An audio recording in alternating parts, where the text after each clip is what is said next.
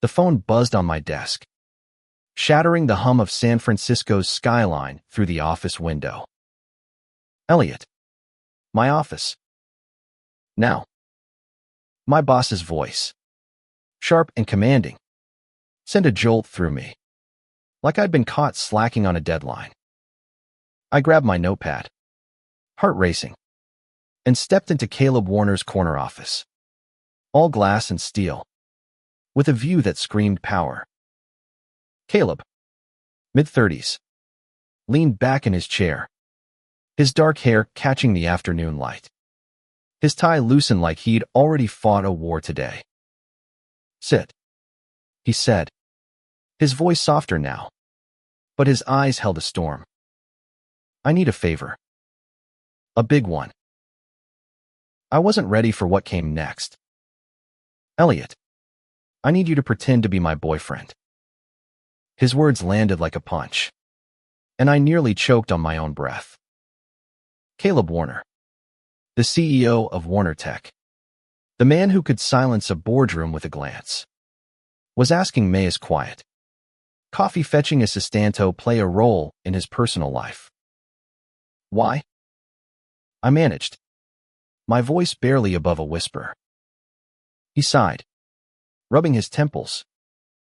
My family's coming to town for the company gala. My mom's been relentless about my love life. She thinks I'm lonely, that I'm throwing my life away on work. I need to shut her up, just for the weekend. You're the only one I trust to pull this off. I stared at him, my mind spinning. Trust. We barely talked outside of schedules and emails.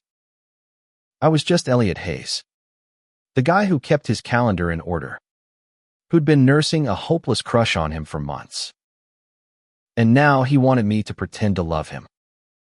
2 days, he said, leaning forward, his green eyes locking onto mine. Act like we're together at the gala and the family dinner. I'll make it worth your while. Name your price. I didn't want his money. I wanted to say no, to protect the fragile wall I'd built around my feelings. But his gaze held me, desperate and vulnerable in a way I'd never seen. Okay, I whispered, my heart betraying my brain. I'll do it. The gala was a glittering chaos of chandeliers and champagne flutes, held in a downtown hotel that screamed old money. I stood beside Caleb, my rented tux feeling too tight, his hand resting lightly on my lower back.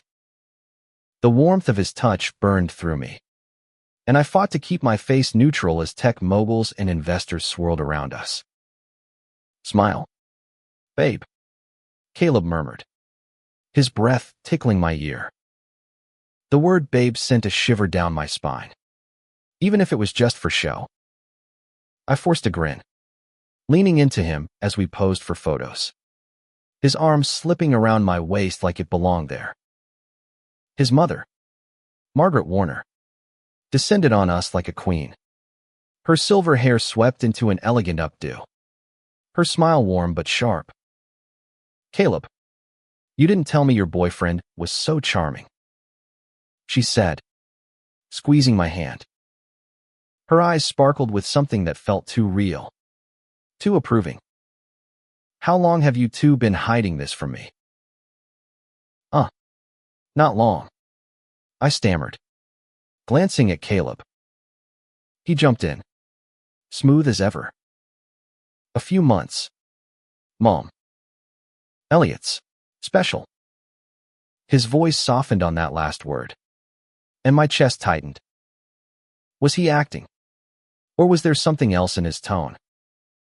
The night blurred on, a dance of small talk and stolen glances.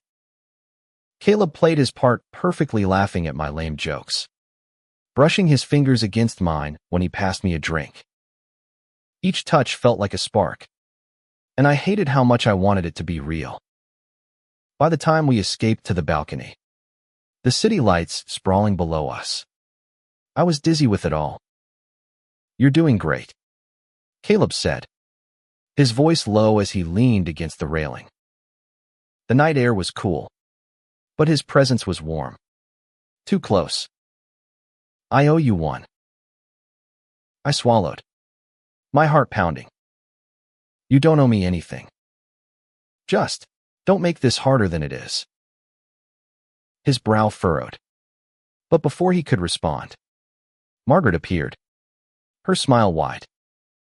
You two look perfect together, she said, pulling us into a hug. Elliot, you're coming to dinner tomorrow, right? I insist. I nodded, trapped by her warmth and Caleb's silence. As she walked away, I caught his gaze, searching for answers. He looked away, but his hand lingered on mine a second too long. Dinner at the Warner family estate was another world sprawling gardens, a dining room that could fit my entire apartment. Margaret greeted me with a hug, calling me dear and son in a way that made my stomach twist. Caleb's siblings, Emily and Jack, watched us with curiosity, their questions sharp but playful. So, Elliot, Emily said, passing the mashed potatoes. How'd you tame my workaholic brother? I laughed, glancing at Caleb, who was cutting his steak with intense focus. He's not so tough, I said, nudging him under the table. He looked up, a smile tugging at his lips. And for a moment, it felt real. Too real. After dinner, we wandered into the garden, the air thick with the scent of jasmine. Caleb stopped by a fountain, his hands in his pockets. You're good at this, he said quietly. Too good. I crossed my arms, the weight of the charade pressing down. What happens when this is over? Your mom's already planning our fake wedding. He winced, running a hand through his hair. I didn't think it'd go this far. Then why'd you pick me? I snapped, my voice sharper than I meant. Why not some random guy who doesn't? I stopped, my throat tight. Who doesn't have feelings for you? Caleb stepped closer, his eyes searching mine.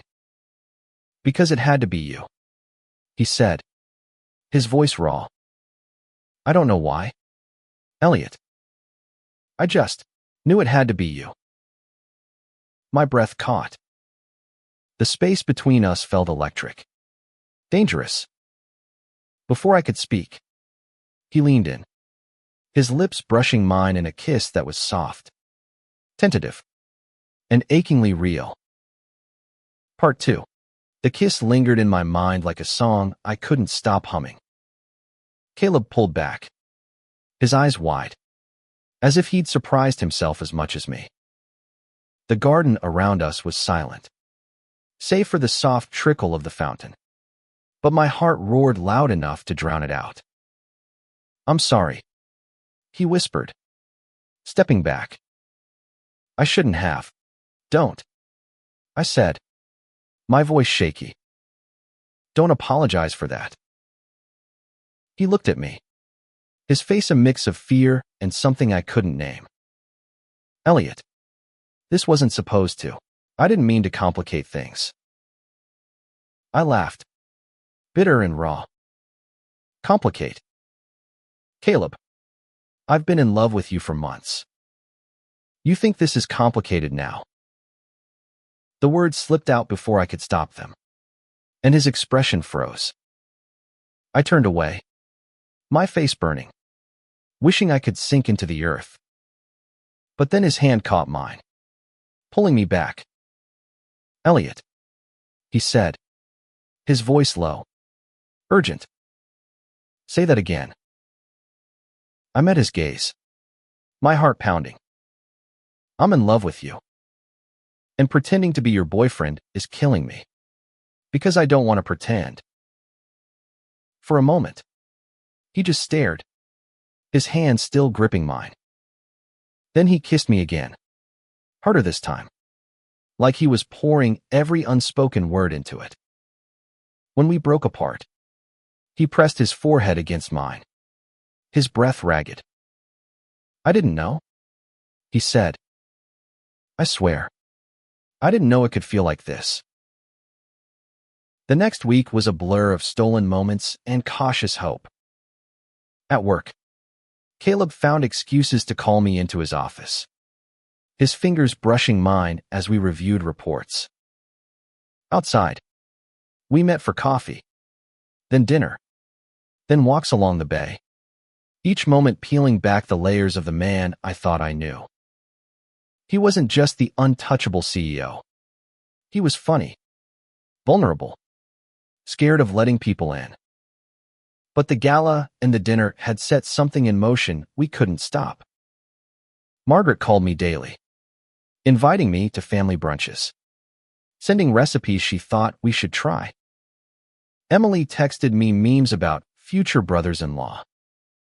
The lie we'd built was growing. And every time I saw Caleb's family, the guilt gnawed deeper. "We have to tell them," I said one night, sitting on his couch, a glass of wine in my hand. "Your mom's planning a trip for us. She called me son-in-law at the store yesterday." Caleb groaned, dropping his head into his hands. "I know. I don't know how to explain this without breaking her heart." "Or mine," I said quietly. He looked up, his eyes softening. "I don't want to lose you, Elliot. This started as a lie, but it's not anymore. Not for me." My heart ached, but doubt lingered. Then what are we doing? Are we real? Or are we still playing a part? He reached for my hand, his thumb tracing circles on my skin. "We're real. I'm in this, Elliot. I'm all in."